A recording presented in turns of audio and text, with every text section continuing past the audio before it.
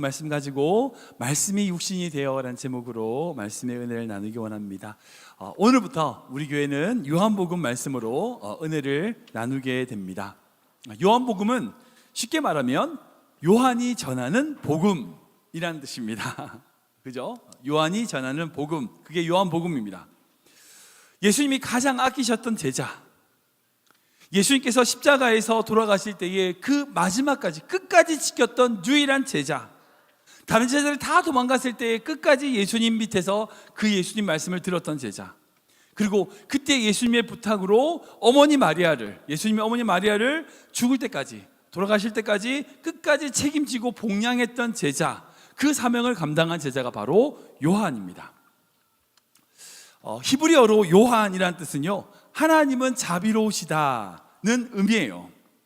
이것을 다르게 표현하면 뭘까요? 은혜입니다. 은혜. 주변을 보면 이제 은혜란 이름을 가진 분들이 많죠. 저기도 있고. 요한, 은혜, 이 같은 의미인 거죠. 참 좋은 이름인 것 같습니다. 만일 누군가에게 이 은혜, 요한, 하나님의 자비라고 하는 이 요한이라는 이름을 불린다는 것은요, 참 귀한 것이다 라고 생각이 들어요. 그래서 이 요한이라는 이름이요, 전 세계적으로 정말 많이 쓰입니다. 저도 이번에 설교 준비하니까 이제 알았어요. 영어로 이제 요한이 존이잖아요. 이 에반도 존과 같은 뜻이에요. 독일은요, 한스 많이 들어보셨죠? 한스, 이게 존입니다. 요한입니다. 네덜란드어로는 얀센이 존이에요. 러시아어로는 이반이 요한입니다. 스페인어로 후안 카르로스 이런 식으로 이 후안이 요한이에요. 그리고 프랑스어로는 우리 알죠? 장발장할 때 그 장발장할 때 그 장이 성이 요한입니다. 그러니까 전 세계적으로 정말 많이 사용되는 이름이 바로 이 요한이라는 이름이에요. 우리 교회도 요한이라는 애가 있습니다. 그렇게 귀한 이름을 가진 이 제자 요한이 기록한 전하는 복음이 바로 요한복음이에요. 그런데 이 요한복음이 가지고 있는 독특한 특징이 있어요. 그게 뭐냐? 다른 복음서 세 개, 마태, 마가, 누가라고 하는 이 세 개의 복음서는 같은 관점을 가지고 있다고 해서 이 세 개를 같을 공자에 볼관자에서 공관복음이라고 그래요. 근데 그 공관복음과 다른 관점에서 예수님을 바라본다는 거예요. 공관복음과 다른 예수님, 어떤 예수님인가? 우주적인 그리스도. 삼위일체 신약이 세워지기 전에 이미 요한은요, 하나님이신 예수님에 대하여 선언하고 있습니다. 이 요한복음의 제일 첫 번째 문장이 이렇게 시작합니다. 같이 읽어볼까요? 시작. 계시니라. 이 말씀이 하나님과 함께 계셨습니다. 이 말씀은 곧 하나님이시니라. 아멘. 너무나 유명한 말씀이죠. 이 말씀이라고 하는 단어가 우리가 잘 아는 로고스입니다. 이 로고스라는 말이요, 이게 다른 언어든지 이렇게 말로 번역하기가 쉽지가 않아요. 이 말씀이라고 표현하고 있지만 이 로고스, 이 말씀이라는 건요, 단순한 어떤 말이라고 표현할 수 있는 게 아니에요. 원칙, 법칙, 이 세상의 모든 이치, 근원, 그런 뜻입니다. 그러니까 이 세상을 이루고 있는 가장 기본적이면서 근본적인 개념, 그게 로고스예요. 단순하게 말씀, 언어라고 표현할 수 있는 게 아니에요. 근데 그 근본, 그 기초가 바로 이 요한은 뭐라고 고백합니까? 예수님이라고 고백하는 거죠. 그리고 그 예수님이 곧 하나님이시다. 여러분들, 이게 사실 쉽지가 않아요. 히브리적 사고를 가지고 있는 이 요한이 이렇게 1절에 그 말씀, 로고스가 곧 하나님이다 라고 선언하는 것은요, 결코 쉬운 문제가 아니에요. 아주 혁신적이고요, 아주 중요한 선언입니다. 왜냐하면 유대교 전통을 따르면 뭐가 제일 중요해요? 하나님께서 십계명에 분명히 나 외에 다른 신을 두지 마라, 나의 형상을 만들지 마라, 우상을 만들지 마라. 즉 다른 말로 얘기하면 하나님과 견주어 있는 모든 것들 비교조차도 하지 말라고 말씀하셨어요. 비교하는 것 그 자체가 신성모독이고, 비교하는 것 그것 자체가 유이신 하나님에 대한 거역의 행위예요. 그렇게 인식하고 있습니다. 그러니까 요한이 헬라적인 개념에서 이 로고스를 하나님과 견주어 비교한다, 로고스가 하나님이다 라고 얘기를 하는 것은요, 그 자체가 어찌 보면 신성모독과, 유대교 전통으로 신성모독과 같은 거예요. 근데 그 로고스이신 예수님이 하나님이다 라고 선언하면서 시작하는 복음서가 바로 요한복음이에요. 그리고 요한은 그 헬라적인 개념인 로고스를 자연에서 볼 수 있는 어떤 것과 비교하고 있습니다. 그게 뭔지 아세요? 빛이에요. 빛. 우리 4절로 말씀 볼까요? 같이 읽어보겠습니다. 시작. 그 안에 생명이 있었으니 이 생명은 사람들의 빛이라. 빛이 어둠에 비치되 어둠이 깨닫지 못하더라. 아멘. 로고스 안에 생명이 있는데 그 생명이 바로 사람들에게 뭐라고요? 빛이다 라고 선언을 하고 있는 겁니다. 이 빛은요, 거짓의 빛이 아닌 참 빛이라고 분명히 오늘 본문에 얘기하고 있어요. 9절 말씀하시겠습니다. 시작. 곧 세상에 와서 각 사람에게 비추는 빛이 있었나니. 아멘.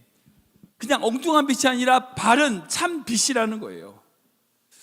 마치 깜깜하고 어두운 그런 방 안에 정말 아무것도 보이지 않는 방인데 두꺼운 커튼을 착 열면 밖에서 태양빛이 들어와서 안에 있는 모든 것을 밝게 보이게 만드는 것과 같이 어둡고 탁한 이 세상 가운데 살아가는 모든 인류의 인간에게 예수님이라는 존재는 어떠냐? 바로 그 빛과 같다는 거예요. 우리의 모든 삶을 밝게 보이게 하는 빛과 같은 존재다라고 지금 요한이 선언하는 겁니다. 고대 헬라 철학의 플라톤이 알고 들어보셨을 겁니다. 그 플라톤의 인식에 관한 여러 철학적인 논쟁 중에 동굴의 비유가 있습니다. 한 번씩 들어보셨을 거예요. 우리 중고등학교 때 한국에서 다니신 분들은 이게 교과서에 나오는 이야기니까 들어보셨을 거예요. 짧게 얘기하면 그렇습니다. 어릴 때부터 지하 동굴에서만 살아온 어떤 죄수가 있어요. 한쪽 방향, 반대쪽 빛이 들어올 쪽이 아닌 반대쪽 방향 계속 보고 있는 죄수가 있다고 생각해 보십시오. 그는 동굴 밖에 뭐가 있는지 몰라요. 오직 보는 건 뭐냐? 밖에서 들어오는 빛으로 말미암아 생겨나는 잔상, 그림자, 그 상들만 보는 거예요. 거기에 있는 물건, 비춰진 물건, 동물, 그림자만 보고 있습니다. 진짜 세상을 본 적이 없기 때문에 그 그림자가 전부라고 생각해요. 그 그림자가 실제라고 생각하는 겁니다. 그리고 실제 존재하는 세상을 깨닫지도 못하고 이해를 못해요. 인식 자체를 못하는 거예요. 그게 바로 플라톤이 얘기한 동굴의 비유입니다. 이걸 뭘 얘기를 하냐? 어떤 사람이 어떤 인식과 그 가지고 있는 가치관에 한계가 있다는 거예요. 자기가 보고 자기가 깨닫고 자기가 인식하고 있는 그 한계 안에 갇혀져 있는 인간의 어떤 인식의 한계를 보여주는 비유, 그런 철학적 논리입니다. 근데 솔직히 지금 이 시대도 마찬가지예요. 아니요, 오히려 지금 이 시대가 더 그런 것 같습니다. 지금 시대를 보면요, 오히려 사람들의 인식에는 한계가 있을 뿐 아니라요, 마치 유튜브 알고리즘처럼 마치 자기가 보는 것, 자기가 믿고 있는 것, 그게 전부라고 생각하는 거예요. 그거 가지고서 인식하고 살아가는 거예요. 마치 그런 거죠. 얼마나 비싼 걸 입느냐, 얼마나 좋은 음식을 먹느냐, 얼마나 좋은 집에서 사느냐, 어느 지역에서 사냐, 마치 사회 경제적으로서 뭐 어떤 돈이라든지 물질이라든지 그런 것들의 가치에 사로잡혀 가지고 마치 뭐 어떤 것이 좋은지도 생각지도 못하고 사람들이 다 가니까 우르르 따라다니는, 마치 절벽을 향해 달리는 임팔라처럼 그렇게 세상의 물질에 자기가 인식하는 것을 그것이 참인지 거짓인지도 판단하지도 않고 따라가는 그런 시대가 바로 지금의 시대 같아요. 그리스도인을 예외라고 예입니까? 아니요, 똑같아요. 어찌 보면 교회가 더한다고 그러더라고요. 동굴의 비유처럼 자기가 추구하고 자기가 생각하고 자기가 정말 보고야 하는 진짜 봐야 될 것을 보지 않고 자기가 정말 사라져버리는 안개와 같은 그런 잔상들만 전부인 것처럼 쫓아가는 그런 인생의 모습, 그런 인생의 삶이 지금 우리 주변에 얼마나 많이 널려 있냐고요. 한번 잡아보세요. 그게 잡히나? 안 잡혀요. 따라가 보세요. 그게 정말 행복한 길로 따라갈 것 같지만 절대 그것이 우리의 인생을 행복하게 만들지 못해요. 마치 그런 거예요. 모래를 쥐면 질수록 그 모래를 어떻게 해요? 내 손에 남는 게 뭐 있어요? 없어요. 모래를 한껏 쥐어보십시오. 아무것도 손에 남지 않아요. 그림자를 아무리 쫓아가 보세요. 뭐가 나오는지 아무것도 나오지가 않아요. 그런 인식의 감옥에 갇혀있는 이 인간을 위하여 하나님께서 찾으신 유일한 방법이 있어요. 그것을 요한은 이렇게 설명합니다. 14절 말씀 볼까요? 같이 읽겠습니다. 시작. 말씀이 육신이 되어 우리 가운데 거하심에 우리가 그의 영광을 보니 아버지의 독생자의 영광이요 은혜와 진리가 충만하더라. 아멘. 다른 어떤 것이 아니라 빛이신 예수님이 직접 그렇게 인식의 한계에 갇혀 있는 인간을 향하여 내려오신 거예요. 말씀이 육신이 되신 겁니다. 밖으로 나오지 못하는 인식의 감옥에 갇혀 있는 그 인간을 위하여 직접 예수님이 굴 안에 들어가시는 거예요. 그거밖에 방법이 없어요. 그거밖에 방법이 없어요. 근데 우리가 여기서 주목해야 될 단어가 있어요. 뭐냐면 바로 육신이라고 하는 헬라어입니다. 이 단어는요, 헬라어로 샤르크스라고 하는 헬라어예요. 사실 헬라어에 이 몸, 육신이라고 표현하는 단어는 두 개가 있습니다. 샤르크스, 본문에 나오는 샤르크스라고 하는 단어하고 소마라고 하는 이 단어가 두 개가 있어요. 이 소마는 기본적으로 인간의 몸을 얘기하는 겁니다. 몸, 육신. 근데 이 소마는 그 일반적인 몸을 얘기하는 반면에 이 샤르크스는 어떤 뜻이냐? 부정적인 어떤 인간의 본성, 천박한 정욕, 그런 걸 뜻하는 거예요. 똑같은 육신이라고 표현하지만 그냥 이 사람의 일반적인 몸뿐 아니라 우리 육신이 가지고 있는 연약함 있잖아요. 그런 부정적인 의미, 그게 바로 샤르크래요. 샤르크스예요. 그러게 이 말씀에서 예수님이 로고스가 샤르크스 되었다는 것은요, 단순하게 예수님이, 하나님이신 예수님이 인간의 몸을 입었다라고 하는 것으로 생각할 수 있는 게 아니에요. 그런 의미가 아닙니다. 거룩하신 하나님, 로고스 즉 세상의 모든 이치와 원리가 되는 거룩하고 존귀한 그 존재가 샤르크스, 마치 그냥 시장 바닥에 널브러져 정말 더러운 걸레와 같은 존재, 지저분한 것으로 변했다는 거예요. 거룩한 로고스와 부정스러운 어떤 천박한 샤르크스가 같이 쓰여지고 있는 거예요. 완전히 대비시켜서 말씀하고 있습니다. 거룩한 로고스가 천박한 그 샤르크스로 전환되었다는 것, 즉 이것은요, 거룩하신 하나님이 인간의 죄성, 정말 더러운 인간의 본성으로 내려오셨다는 거예요. 그렇다면 여기서 우리는 두 가지 질문을 할 수 있습니다. 뭐냐? 왜 내려오셨어요? 그리고 두 번째는 무엇을 위해서 내려오셨어요? 우리가 이 로고스가 샤르크스가 되었다는 것을 선언하는 이 요한복음을 올 한 해 다루면서 이 두 가지 질문이 계속 지어질 겁니다. 이 두 가지 질문에 대한 답을 찾아야 됩니다. 그것이 바로 그 요한이 전하는 복음을 온전하게 이해하는 것이며 예수님의 사랑을 발견하는 길이에요. 오늘은 짧게 이 두 가지만 먼저 한번 살펴보기 원합니다. 짧게 이 두 가지 질문을 살펴보기 원합니다. 첫 번째 질문은 뭐냐? 왜 거룩하신 하나님, 그 예수님이 인간의 육체를 입으셨습니까? 입으셔야 합니까? 하는 질문이에요. 여러분, 이 질문의 대답은 사실 예수님께 있지 않아요. 우리에게 있습니다. 그것 외에 우리를 구원할 방법이 없기 때문이에요. 몇 년 전에 제가 했던 경험이에요. 한 번은 저희 교회 사무실 이제 창문이 있는데 한쪽 이제 공기를 환기시키느라 그 창문을, 모든 창문을 한번 싹 열었던 적이 있어요. 근데 제 방에 있는 오른쪽 창문의 바로 앞에 그 나무가 있는데 그 나무에 있던 새가 제 방으로 사무실로 툭 들어온 거예요. 갑자기 새가 들어오니까 제가 얼마나 놀랐는지 깜짝 놀랐습니다.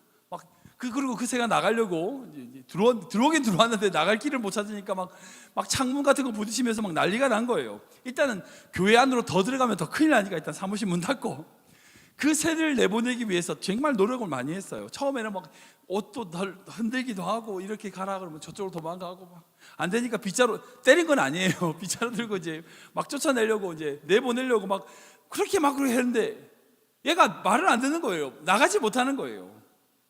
알아듣는지 못 듣는지 모르겠지만 계속 사대. 나 너 나 죽이려고 그러는 거 아니야.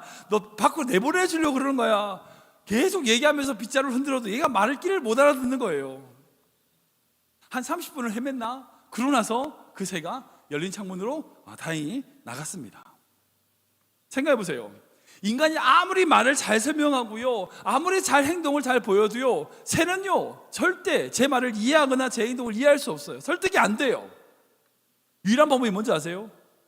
내가 새가 될 수 있다면 새가 돼서 그 새를 안내해 주는 거 말고는 방법이 없습니다. 사실 여러분, 예수님 오신 이유는 바로 그거예요.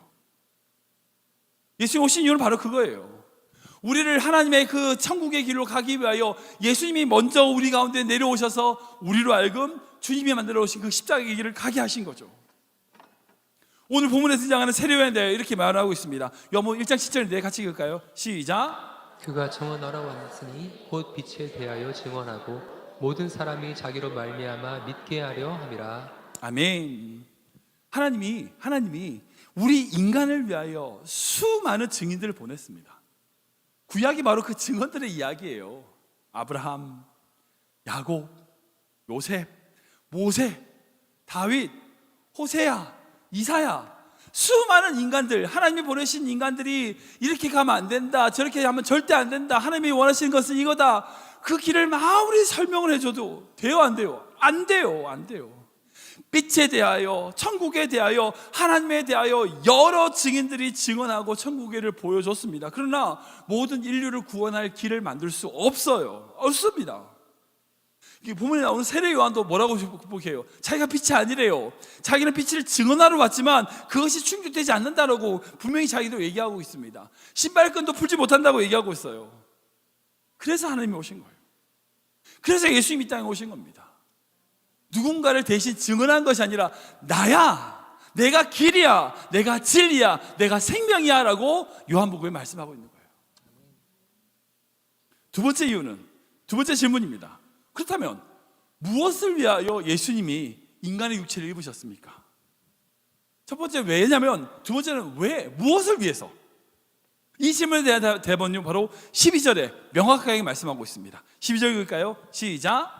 영접하는 자 곧 그 이름을 믿는 자들에게는 하나님의 자녀가 되는 권세를 주셨으니. 아멘.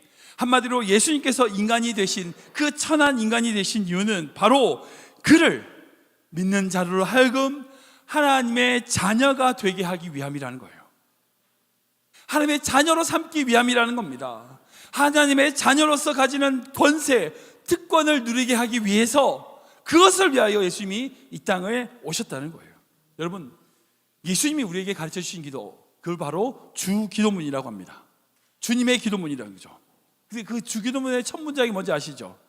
하늘에 계신 우리 아버지여. 근데 원문은 그렇지 않습니다. 첫 번째 단어가 하늘에가 아니에요. 뭔지 아시죠? 아버지예요. The Father, our Father. 헬라어로 파테르, 아빠. 이거는 파테르는요, 단순하게 아버지가 아니라 아빠라는 게 더 친근한 표현이에요. 아버지, 어떤 그런 거부감이 아니라 친근한 아빠를 부르는 호칭입니다. 하나님에 대하여 아빠라고 부르게 하기 위함이라는 거예요. 예수님이 이 땅에 오셔서 그 모든 인생에 우리를 위하여 보여주신 길은 다른 길이 아니에요. 우리와 하나님과 화목하게 만드는 길을 보여주셨어요. 그게 복음의 핵심입니다. 우리가 하나님의 자녀로서 받는 특권이 뭐가 있을까요? 첫 번째는 그럴 것 같아요. 아버지께 다 내 거예요. 여러분들 혹시 그 옛날에, 지금은 다 휴대폰 있으니까 다 알아서 통화하지만 옛날에는 그랬잖아요. 집에다 전화하면 병원의 집이죠.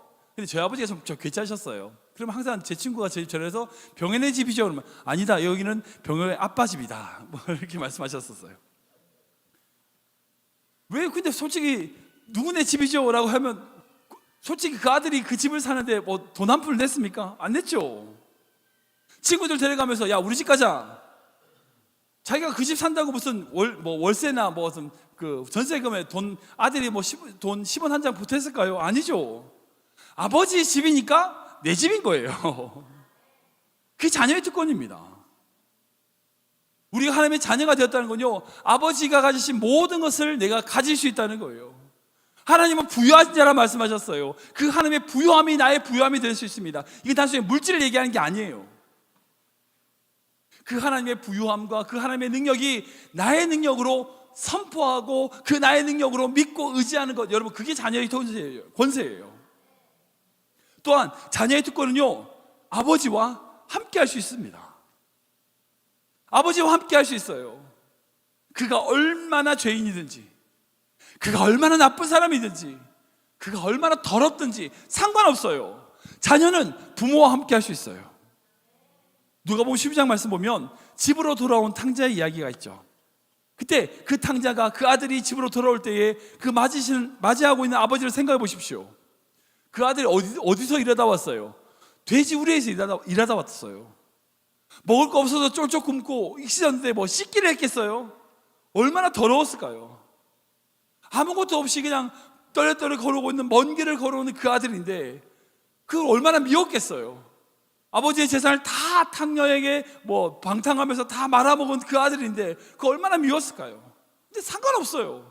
얼마나 더러운지 얼마나 미운지 상관없어요. 먼발치에 그 아들의 모습이 보이자 아버지가 먼저 그 아들을 알아보고 달려가서 더러운 그 아들의 입을 맞추고 얼싸안고 내 아들이 죽었다 살았다고 기뻐하는, 여러분, 그게 바로 주님의 마음이라는 거예요. 죄인된 우리가 거룩하신 하나님 앞에 어떻게 나아갈 수 있어요? 못 나가죠. 근데 갈 수 있어요. 자녀니까. 우리가 그분의 자녀니까 가능한 거예요. 우리로 하여금 그렇게 자녀 삼기 위하여 예수님이 이 땅에 오신 거예요. 말씀을 정리하겠습니다.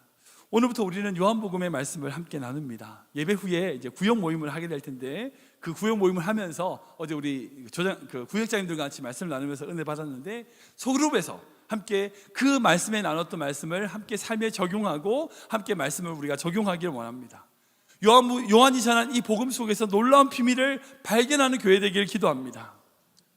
그리고 제가 한 가지 더 기도하는 게 있어요. 이게 뭐냐? 14절 말씀 볼까요? 같이 읽겠습니다. 시작. 말씀이 육신이 되어 우리 가운데 거하시니 우리가 그의 영광을 보니 아버지의 독생자의 영광이요 은혜와 진리가 충만하더라. 아멘. 오늘 제가 말씀드리고 싶은 중요한 부분은 뭐냐? 우리가 그의 영광을 보니 란 부분이에요. 말씀이 육신이 되셨어요. 여러분들, 이건 우리가 할 수 있는 게 아니에요. 하나님이 하신 거예요. 그죠? 하나님이 우리 위하여 하신 놀라운 일이에요.